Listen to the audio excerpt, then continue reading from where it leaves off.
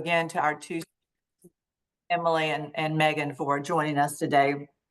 Emily Walter is a nurse practitioner with Duke-UNC Hospital and a certified tobacco treatment specialist. She has been practicing for the past 14 years in areas of chronic disease and addiction. Her current role lies in collaboration with the Duke Smoking Cessation Program, specifically serving the pre-anesthesia and perioperative population. And then we have Megan Keith, and she's a licensed clinical social worker and tobacco treatment specialist with the Duke Cancer Institute's Quit at Duke program. Megan has a Bachelor of Social Work degree from North Carolina State and a Master of Social Work degree from East Carolina University. Megan has been with Quit at Duke for over 6 years and worked in both inpatient and outpatient behavioral health settings before coming to Duke. So both Megan and Emily have a lot of experience with just what many of us work with in our community with cessation and helping people in Virginia quit. So we thought, January 2025, this is kind of a new beginning, a new start, Nicole's new role, right? And we want to be a resource out there to help you in your work in the community. So Megan, Emily, thank you again. I'm going to turn it over to Emily to start the presentation. Thank you all. Thanks, Gina. Let me go ahead and share my screen. Hopefully that pulls up for you. And all right. So again, I'm Emily. I'm a certified nurse practitioner and tobacco treatment specialist, and I treat the perioperative patients at Duke-UNC Hospital. That is specifically my role, but I tend to see a broad spectrum of patients, anywhere from their beginning quit date to before they even want to quit, and then even after they've already quit, to help to kind of maintain that abstinence. So I'll go ahead and get started with my slides. Feel free to put questions or jot down your questions, and we will have some time at the end to answer those. So this first slide, this is just, I always think it's important to kind of look at the history, look at what the population looks like that we're working with. So this gives you an idea of smoking trends over the past 50 years. So we know that smoking has been coming down. People are quitting. People are quitting every day. So, and that's a great thing. But what we're left with the patients that continue to smoke, are some of the most challenging. They're very challenging. And what these statistics just show that 11.5% of the population are smoking, but most of them want to quit. And one thing I also like to underline is there is a mean attempt value that's out there. So, and I remind my patients, many times I speak to them and I say, I know you've tried to quit before, but on average, people try to quit about 7 times before they're successful. So that's a lot. So I never want patients to come into this thinking, I've tried everything, I've done this, I've done that. What's the point? I'm never going to be able to quit. So oftentimes when I tell patients that number, that you have to try to quit at least 7 times before you're successful, it can sometimes be reassuring to them. So this is all information that we've seen before. We know smoking is not good for us. But something that we always want to remember and educate patients on is that 51% of smokers will die from smoking. So I mean, smoking is very dangerous. It's one of these modifiable risk factors for patients. So next, this kind of goes back to that population that we're treating again. And I think it's really important to understand our population before we start making recommendations on ways for them to quit. So the population of people that are smoking are really challenged. They largely have limited health literacy. They have higher levels of poverty. They're also, a large population have higher levels of significant mental health disease. So it becomes quite complicated to treat these patients due to limited resources, smoking becoming intertwined with their mental illness. And those are all things that that you guys have all recognized. You put them in the chat earlier. So it's a really challenged population that we're working with. something to keep in mind in order to develop a robust treatment plan is to look at some of those barriers and really identify them, tease them out at the beginning of the treatment plan, so we can anticipate where some of those challenges lie. So this is just kind of an outline of what our program looks like at Duke. And this is just kind of something very broad that we like to throw out there. Typically, what happens with our program is there's initial evaluation. And I think that's really important to begin with, where you take a long history of their behavioral health, their physical health, their smoking history, what their goals are, where they see challenges. And then at that point, after that first initial visit, where you're getting to know the patient, you're developing a rapport, you're getting that history, then you start working on developing a treatment plan. And typically, my role in that is to talk through pharmacotherapy. So that's the medicines. That's the medicines that are out there. We answer questions. We discuss what the patient's comfort level is on taking medications, using medications throughout their quit.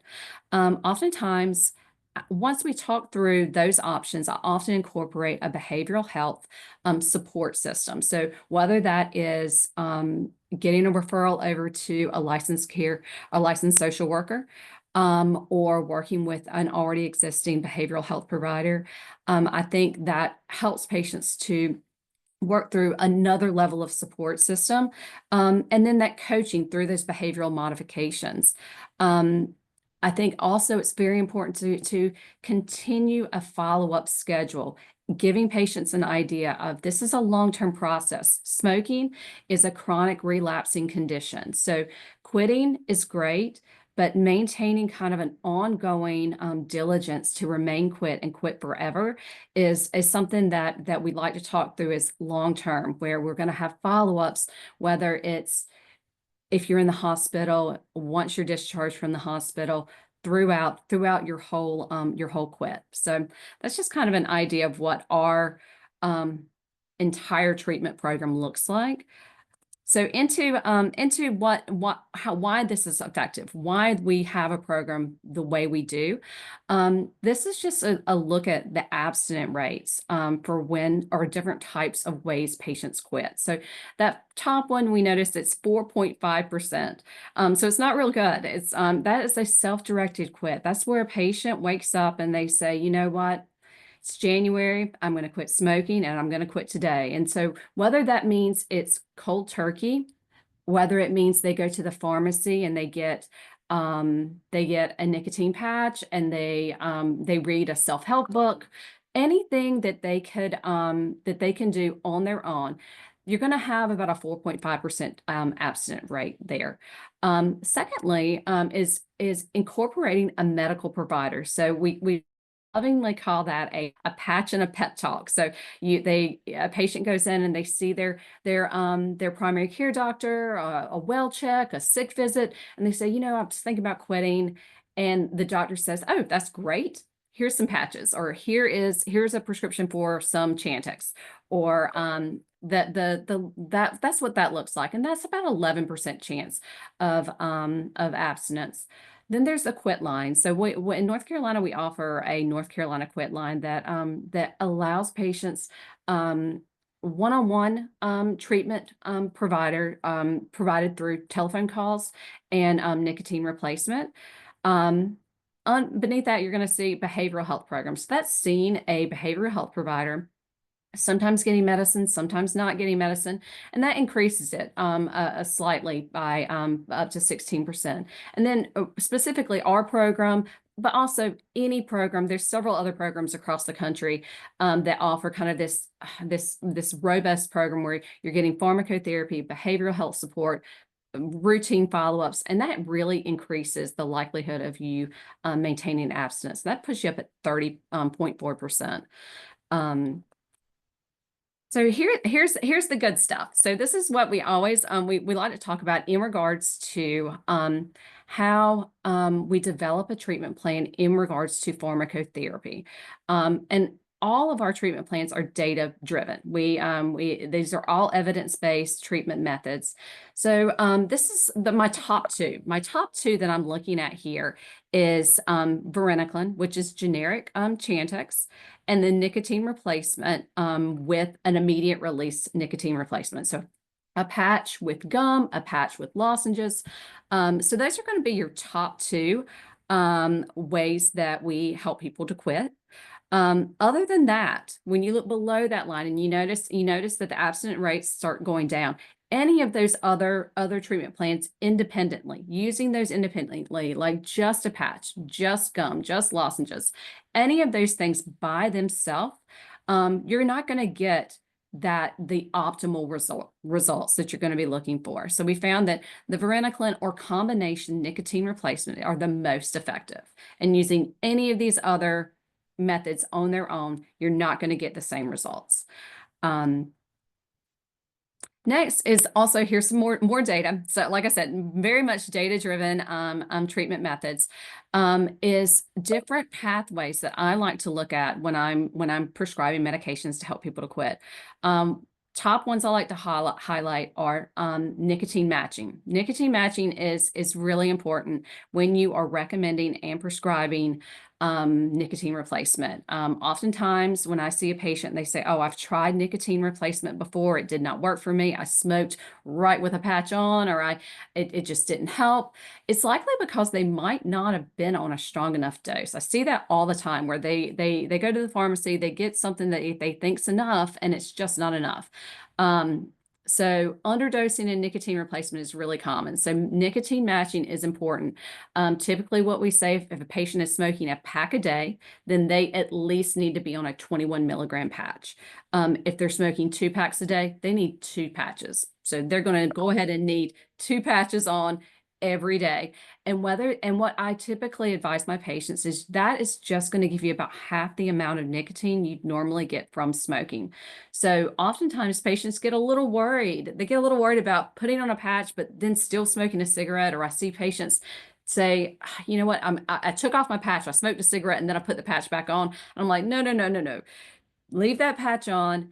Work on cutting your smoking in half. So if a patient puts on a 21 milligram patch, and they're used to smoking a pack a day, I recommend max amount that you should be smoking, if this is effective for you, is 10 cigarettes. So that's just kind of an idea there on the nicotine matching. Another method is using low dose varenicline, so or low dose Chantix. Low dose varenicline is typically about half the typical dose. Normal dosing for Chantix or generic varenicline is 1 milligram twice a day. That's the standard dosing that we see with patients.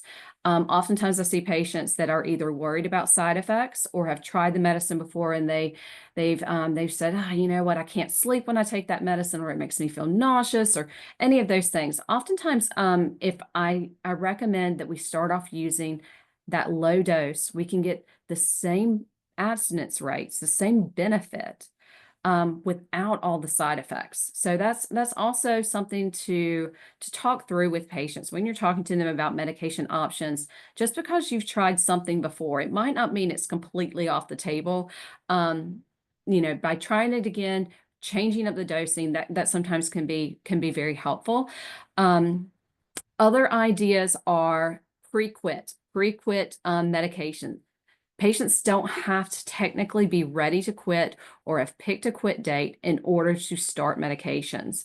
So by starting medicine, beginning to taper your smoking, they're feeling some success, they're feeling some comfort, they're not feeling like that really extreme nicotine withdrawal because the medicine is supporting them.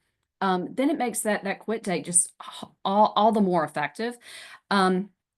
Then other things are extending out your treatment plan. Oftentimes I tell patients in the beginning, plan on sticking with us for a while. So medications can be anywhere from 3 months to 6 months.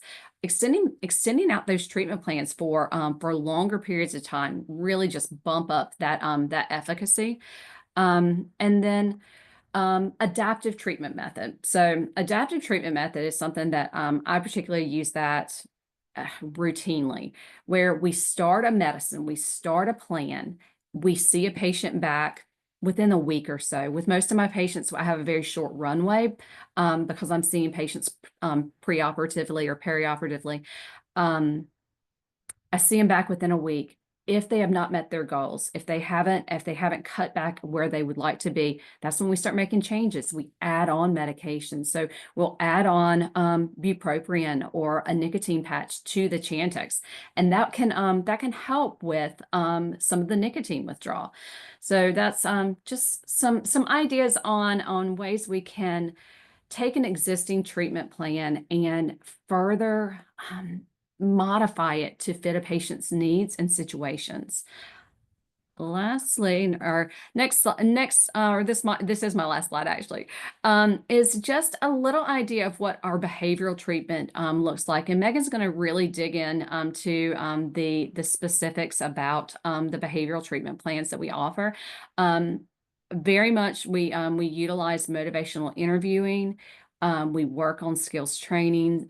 We offer a mindfulness group or one-on-one mindfulness trainings. And we do evaluations for some of the psychiatric comorbidities that may exist, and try to get patients in touch with a behavioral health provider that might be able to help with those situations where there's underlying anxiety or depression that may cause or make quitting a little bit more challenging. So that's the medications. I'm happy to answer any questions about pharmacotherapy treatment. I think we're going to wait till the end to do all those questions. But here's my email address. I'm happy to answer any emails or any questions that you may have about pharmacotherapy. And then at this point, I can turn it over to Megan Keith. She's a licensed social worker with our team. Thank you, Emily. And I'm going to share my screen here. There we go. I think everybody should be able to see that now. All right.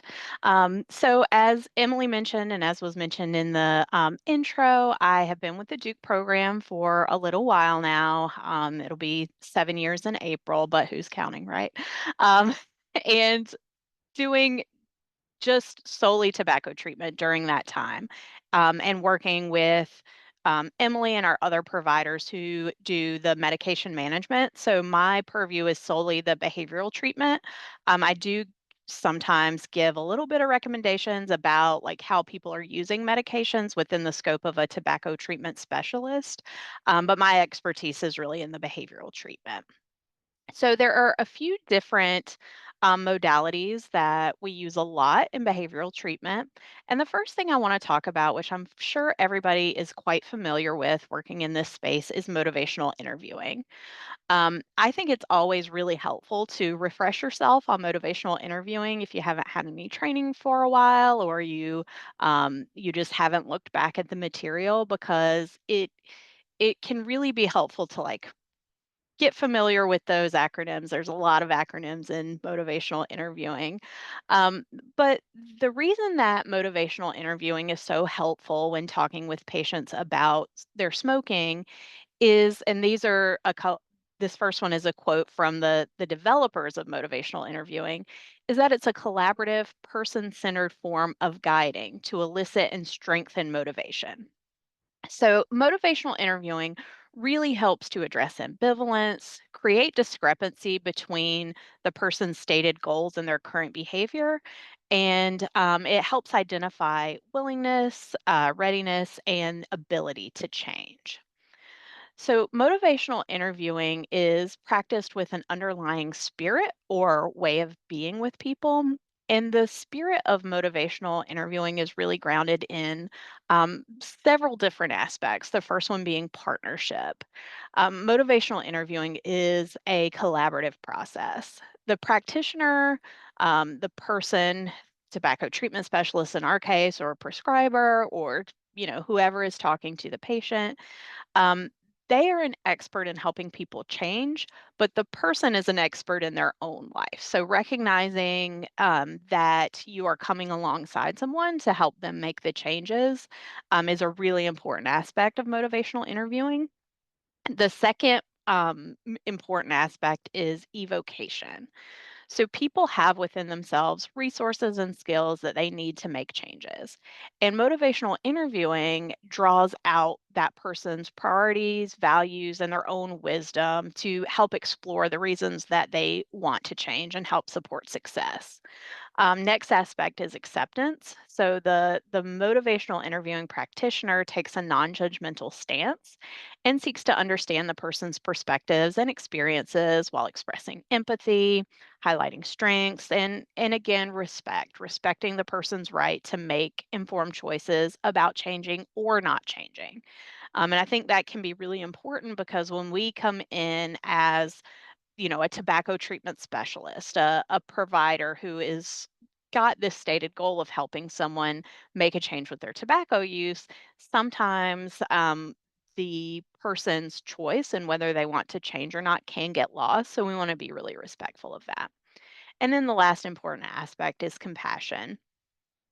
We want to actively promote and prioritize the client's well-being and their welfare in a selfless manner. Again, really helping them kind of explore how they're feeling without our own priorities and our own agenda getting in the way. Um, and then going through like some of the guiding principles of motivational interviewing, one of the very important aspects is to resist the writing reflex. So, really often, as experts and healthcare providers in a certain field, it is very common to advise people of the correct action for good health. So, we know, Emily brought up on her slides that smoking kills 51% of the people who do it. So the correct action from the perspective of good health is to quit smoking. Um, but we want to avoid kind of if somebody tells us, well, I don't really think that smoking has anything to do with my cancer, my COPD, my whatever, heart disease. I had a stroke, but the doctor told me that smoking didn't have anything to do with my stroke. It might be really tempting to say, well, yes, it did. Um, but that's going to make the person that we're trying to work with feel defensive and to feel like they're being like challenged and attacked. So we really want to avoid that and move more into understanding where the patient is coming from. Help them identify and really pull out their own reasons for change because that's going to be a lot more impactful than the reasons that we want them to change. People at this point they know smoking is unhealthy, but there are a lot of reasons that people continue to smoke. So if we can help them to identify their own reasons why they want to make a change, why they came to the appointment, why they're engaging at all, that is going to have a much greater impact on their ability to be successful. Um, we want to spend equal amounts of time listening and talking. Listen with empathy. Really hear the person's story. And I think this is a place where, in a lot of appointments that are usually very very short, there doesn't tend to be a lot of time for that kind of listening and hearing what's going on with a person. So if you have the ability to spend a little bit of extra time really listening, really hearing them out, people like to feel like they're being heard and listened to, and it really helps to build up that trust within the relationship. And then lastly, empower your patient. Patients are more likely to follow through on making changes if they feel that they are a collaborator. They're working with their provider to make these changes rather than being told what to do and following someone else's plan. So those are some of the guiding principles of motivational interviewing. So again, this is sort of a spirit, a way to have conversations, and they're techniques that are consistent with motivational interviewing. But in a lot of ways, motivational interviewing is more sort of a way of interacting, more so than a technique in itself. So I'm going to go into some actual techniques. And in some ways, mindfulness is similar to that, but there are a lot of specific techniques for using mindfulness. So, mindfulness means paying attention in a particular way, on purpose, in the moment, and non judgmentally. This is sort of a basic definition of mindfulness from John Kabat-Zinn. And um, when I'm trying to explain mindfulness to people, I like to give this definition, but this is the starting point of the definition, not the full definition, because in order to really understand mindfulness and to understand mindfulness, particularly as a technique for tobacco treatment, really important that people practice and experience using mindfulness. So, we know through research that mindfulness is the most effective intervention for tobacco treatment, behavioral intervention for tobacco treatment. And the reasons for that is one has to do with the nature of addiction. It's the addiction is part of our kind of control center in the brain. Once you are in an active addiction situation, it becomes very automated. Our brain likes to automate a lot of our behavior. So we don't have to think about it. We just follow along that typical pattern. So I tell people a lot of times, often people will tell me, I'm going to try not to think about smoking to help myself quit. The opposite is what you need to do. The less you think about it, the more you're going to follow your automatic pattern of behavior, which at this point involves smoking. So, if you want to make a change to your smoking, we really need to come out of that autopilot. You need to interrupt your automatic behavior and your normal routine. And mindfulness is a really, really great way to do that. Another reason that meditation and mindfulness are helpful for tobacco treatment is that meditation has an effect on urges. So again, this is through research what we have found is that after meditation, the experience of urges is sort of reduced. The frequency and the intensity of urges is reduced for a number of hours after meditation. So it's not just that you're pulling out of the automatic behavior, but there is an ongoing protective effect um, when you meditate on your urges and cravings to use nicotine. And you can use mindfulness as a skill for managing triggers and urges. So, for most people, an urge starts before they're even aware of it. The intensity increases, reaches a peak, and then dissipates again. So, when people are not trying to make changes to their tobacco use, they are using tobacco before they're even aware of an urge. So once they start trying to quit, these urges feel very intense and very overwhelming because most people aren't used to feeling any urges at all. And so now they're feeling urges, and the kind of natural belief that people have is this urge is never going away until I smoke or until I chew or dip or whatever forms of tobacco, vape, whatever they're using. The truth is, most urges last about 3 to 5 minutes. But if you fight against the urge and kind of battle it out and try to talk yourself out of smoking or using whatever form of tobacco, then that's going to prolong the urge. So mindfulness as a skill, and we're going to talk a little bit later about urge surfing, but if you can mindfully manage those urges versus kind of fighting yourself about whether or not you're going to smoke, that is going to help you get through the urge more successfully and the urge won't last as long. So, some of behavioral strategies that support mindfulness are moving your cigarettes to a less accessible location, smoking outdoors only. Again, like I said, interruption of your routine. Avoiding multitasking while smoking. So, a lot of people will smoke while they talk on the phone or while they drive or while they're doing any number of different activities, which again reinforces that automatic, mindless use of tobacco. So we really want to encourage people to really focus on their smoking as its own activity. So a smoke break should just be you and your cigarette, no other people, no other distractions, no coffee, no cell phone, no newspaper, nothing. Just you and your cigarette. And we refer to that strategy as mindful smoking. So I do have a video, but I'm not able to share sound. So the link is there that you can go when you get these slides. You can go and use that link to watch a video, which just gives a description of mindful smoking. But the idea is to go really slow when you smoke, really experience each step of the process.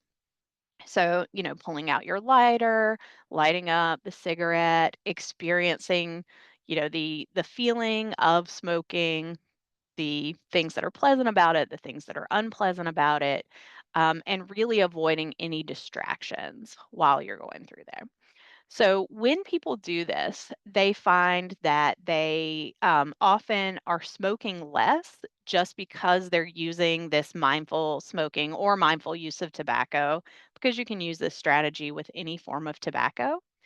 Um, but it takes more time, it takes more focus to smoke in this way, especially if you are, disrupting your flow of routine activities to go outside and take longer to smoke your cigarette. So, really effective for helping people kind of tune into their smoking and to slow down their smoking and the process of it. Also, really nice to have people who live together if multiple people in the household smoke. Separating their smoke breaks from each other is a very effective strategy. So, mindful smoking is a great way to do that because no distractions means no other people on your smoke breaks. Another strategy that is really nice when people are trying to be more mindful is mindful walking. So, for people who have trouble with sitting meditation, um, people who have a little bit more difficulty with racing mind or focus problems, mindful walking is going to be an experience that's not as deep, so to speak, as like a sitting meditation. However, it is going to be often more accessible, especially for beginners.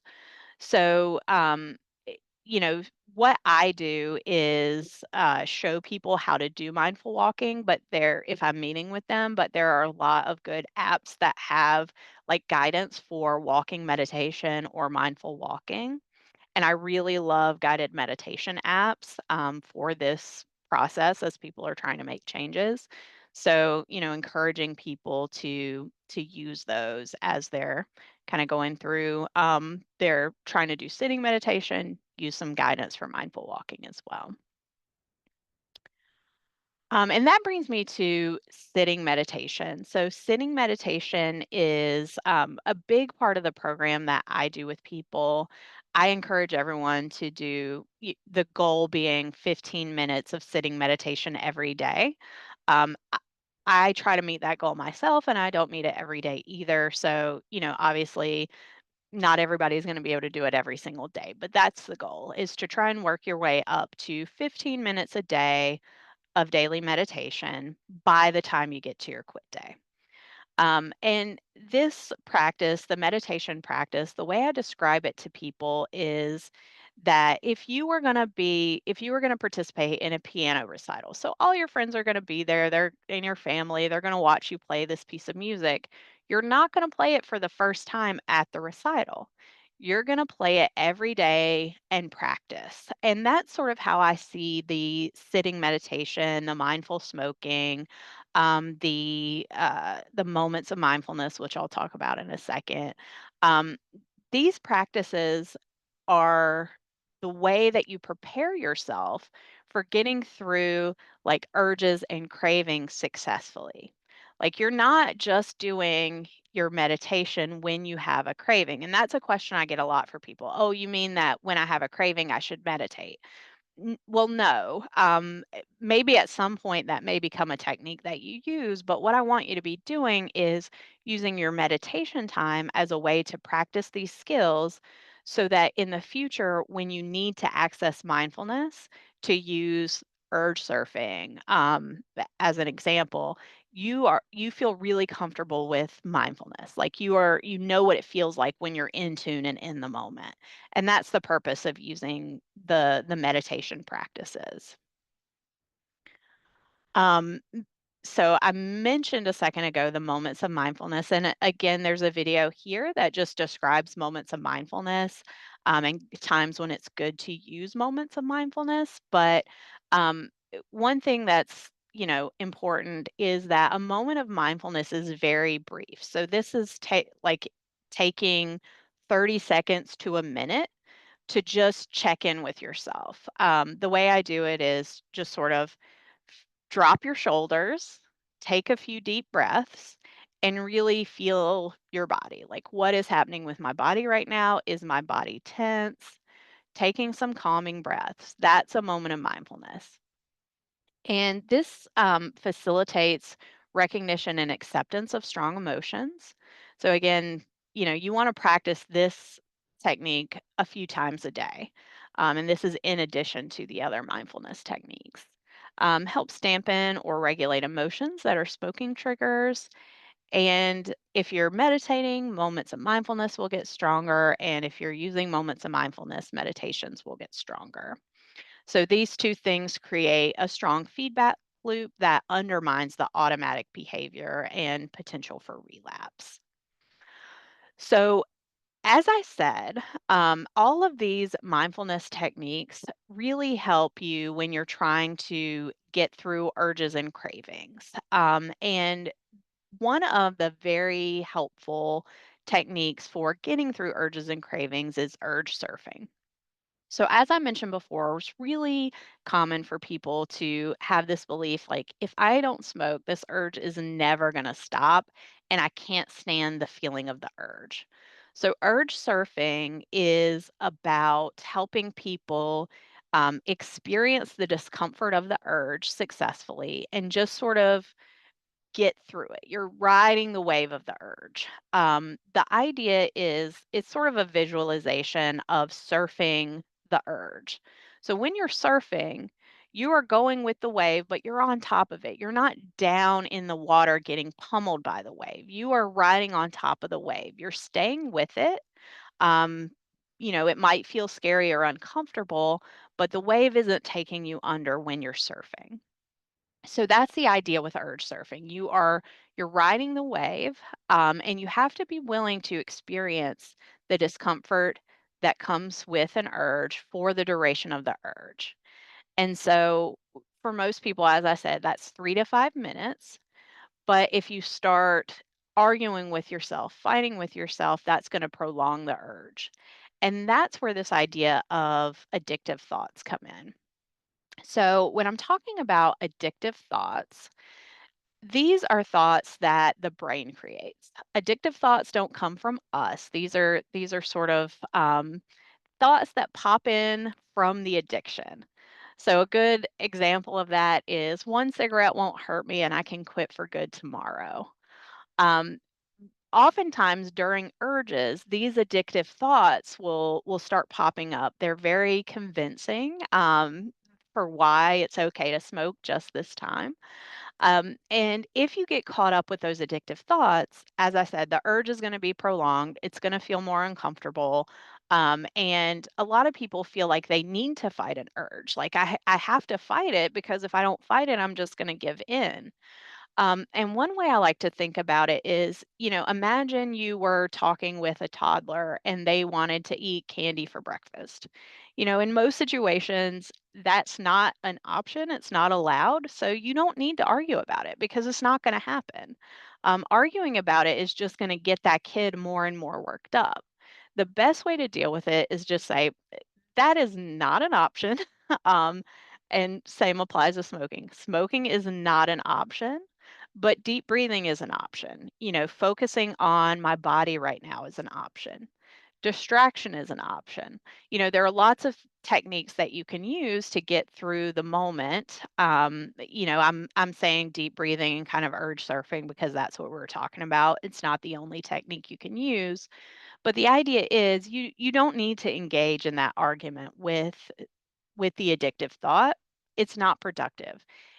Arguing with that addictive thought is not going to help you to not smoke, but it is going to make it more likely that you will smoke. So, trying to avoid that argument is very, very important. So you want to not focus on the actual addictive thought, but focus instead on the urge and step out of that internal debate. These are the kind of basic things that I do with people, both individually and in the mindfulness training for smokers group, which is an 8-week curriculum that we use. And a lot of the techniques I use in both settings. It's just, if someone is uh, in an individual setting, it's a little bit more tailored, a little bit slower paced. The group can be pretty fast paced for people because it's an 8-week group and we have a quit date scheduled for the 6th week. So people feel a little bit pressured in the group sometimes about the pace of it. Um, but in general, it's not too fast a pace. That's more of, "Ooh, I feel a little fearful that I'm gonna be able to meet this goal," but a lot of people do. So I know I went through a lot of things, like, very quickly, but, we do have, time for questions at the end, and I'm gonna pass it back to Nicole because I am done with my slides now. Let me stop sharing. Great. Thank you so much, Emily and Megan, for all the information. Emily, I know you have, going over the medications, I think was a good refresher, and overview for people who haven't heard any of that. And Megan, thank you so much for the motivational interviewing skills and the mindfulness techniques. I know I use mindfulness techniques sometimes when I'm feeling overwhelmed or anxious, just to kind of bring me back to earth is what I say, or like ground me. It really helps me. And breathing techniques too, that definitely helps me just day to day, So I think the mindfulness courses you're talking about, that seems, I'm very interested to see if we can bring that to Virginia. We'll see. But I think that'll be very helpful. And you have that line that says like, don't even engage into that, like that urge, like just saying it's not an option. I'm just like, wow, I think some of the things you talked today really stood out to me. But we have about 10 minutes for questions. So we had some in the registration and some that people sent as you were speaking. And I kind of wanted to group some of them together. So first, someone in the registration asked for specific cessation techniques for youth.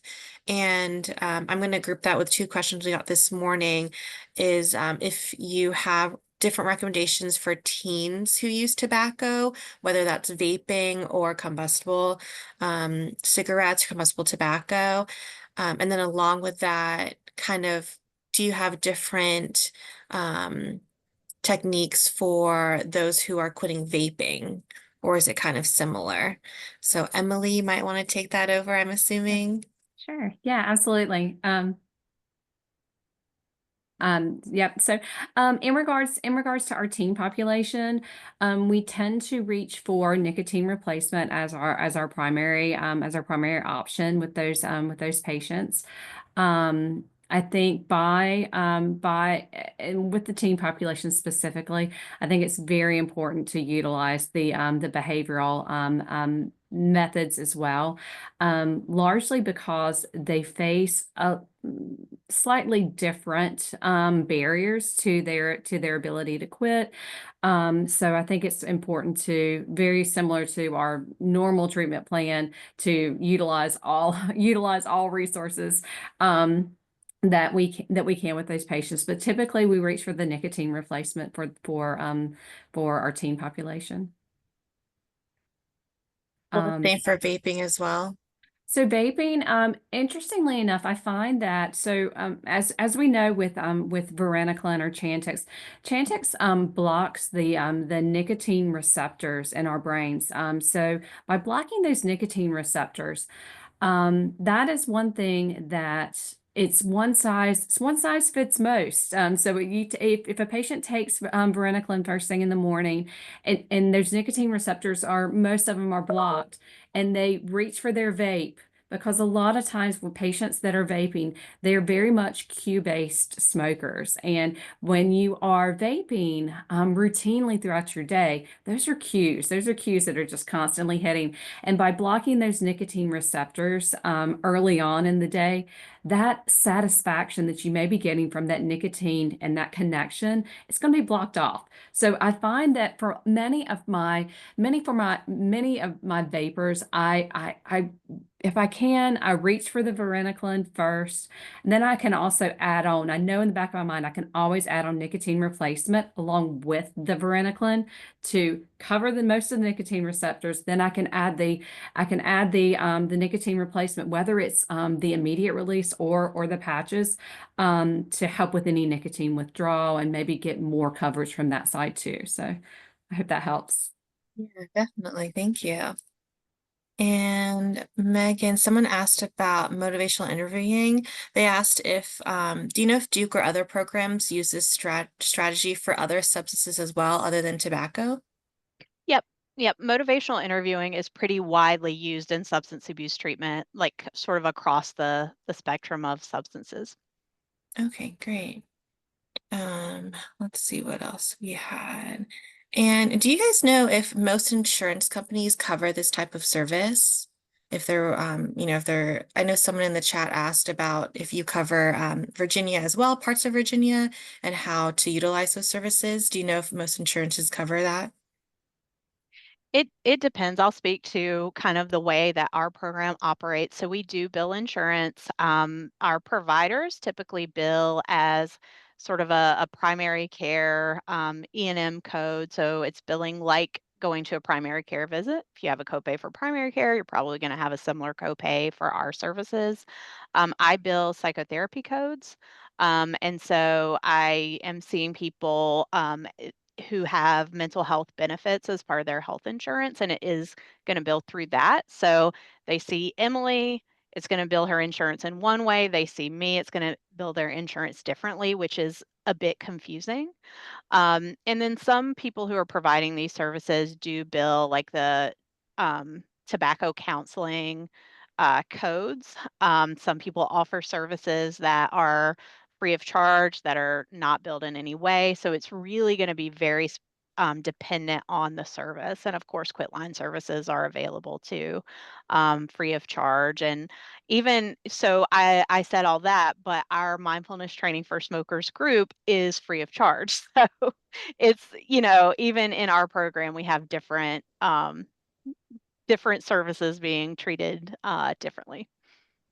Thank you, Natalie. I know she put the link to your services in the chat as well, so people can look into the mindfulness class if they're interested, any other services as well that you guys provide. And I know for Quinton, Virginia, we offer services a lot, they're for free as well, offered to the public. And we do have special services for those who are uninsured as well, because we understand the need and want to ensure that people are getting, the quit services that they need and that we can provide.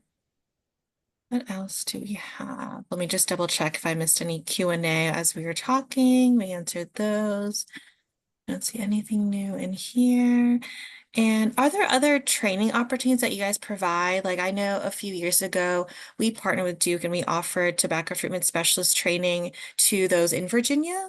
And I think I see some emails sometimes of training too. Do you offer it like twice a year, or is it kind of ongoing, or how does that work? Yeah, so the TTS program, the Tobacco Treatment Specialist Training Program, is offered, I believe, 3 times a year. And Jennifer, yeah, Okay. Jennifer can answer. And Jennifer did just put in the chat the link to all of our trainings. So I was going to specifically mention the mindfulness training for smokers facilitator training. That is a new training that we're offering. So for anybody who is interested in doing a mindfulness training for smokers group, we offer that. Our next offering is, I want to say it is May the 6th. I am the facilitator, so I should know, but I'm pretty sure it's going to be on May the 6th, and that is being offered in a virtual format. It's a one-day training, and the idea is that once you complete that one-day training, you have the skills that you need to begin offering this 8-week group course. Thank you so much. And Thanks, Jen. I know I can share that. I complete the newsletter that we send out monthly, so I'll add that to our newsletter too to ensure that people are aware. And it's great that there's a tobacco treatment specialist training next month on starting February 24th. So I'll add that. And then you said the next TTS training is in May. So I'll definitely share that too, because I know the regional coordinators, we did the training for TTS a few years ago, and we had some people like health educators locally as well attend that. So I think that's great information to know, just because we can't be everywhere all the time. And I know there's still definitely a need for people to get that help. And, especially motivational interviewing, I think is really critical to have in any sense, whether it's cessation or another, health behavior we're trying to change. So I'm excited. I'm going to check out the trainings for sure, definitely. And let's see. And Jennifer, thank you for sharing all that information. That's great. Oh, Jennifer, I think you shared it just to the host and panelists. If you want to reshare it to kind of everyone, or, we'll share it as well. So that's great. I don't see any other questions. Let me just give it a minute, and we will share the slides and the recording later this week as well. Oh, Natalie, did you have something to say? Yeah, sure. I have a question for Emily. So you did mention, that you also work with patients who have behavioral health issues. Any, considerations in terms of, when you're trying to decide on pharmacotherapy, or any special tips you might want to share when treating this kind of patient? Yeah, absolutely. Yeah. So with many of my patients that have other challenging issues in regards to behavioral health, I like to, against popular belief, I find that varenicline works really well for patients that are, again, the cue-based smokers that are using smoking for that nicotine satisfaction that they may experience when they're smoking. So by using varenicline and that nicotine being blocked can be really helpful for those cue-based smokers. But I also, again, like to very early on incorporate behavioral health resources from the very beginning, because oftentimes I like to talk through with my patients that if they feel that their anxiety or their depression or that any of their behavioral health disease is well managed at this point, quitting smoking could, in theory, turn that on its head. It could flip it, and it could, in theory, be by being prepared for that and saying, hold on a second, I'm removing smoking, which is maybe one of my coping strategies from the big picture. They may experience a little upheaval of how things are going. So by informing and keeping kind of the other interdisciplinary team members involved with that from the beginning can be helpful too in those situations. Thank you so much for that, Emily. Yeah. I know you shared a slide early on, is like 16% of people who did quit, and it came from referrals from behavioral health. Then it was like the highest percentage. So I thought, oh, that's really great, and I think goes to show that we definitely need to incorporate, quitting cessation and services within behavioral health services as well. So thank you again, Emily, Megan, for all your great information, your great presentations, and we look forward to the trainings. Definitely, I'm going to look into them. And I'm going to pass it on to Gina to wrap us up today. Thank you. Thank you, Nicole, and thank you, Megan and Emily. Great information. Both of you had great information. I know, Emily, you said 30% of people that go through your program quit. So that's amazing. So the program definitely works. And Megan, one of your comments, which I need to keep, that the guiding principles of motivational interviewing: resist the writing, reflex, right? I love Yep. that. I love that. All of that. So thank you both so much. We appreciate the time you took today to come and speak to our participants. And I do want to invite everyone to join us again next month, March 18th. We will have two people from the American Lung Association come and talk about the state of tobacco in Virginia. I think their report is coming out the end of this month in January, and we will kind of break it down and show everybody how it really looks in Virginia. So please invite everyone in your office that you know, March 18th, join us again. Have a wonderful end of your January. I hope 2025 has been amazing so far and will continue to be so. And we will see you back here in March. Thanks so much. Bye.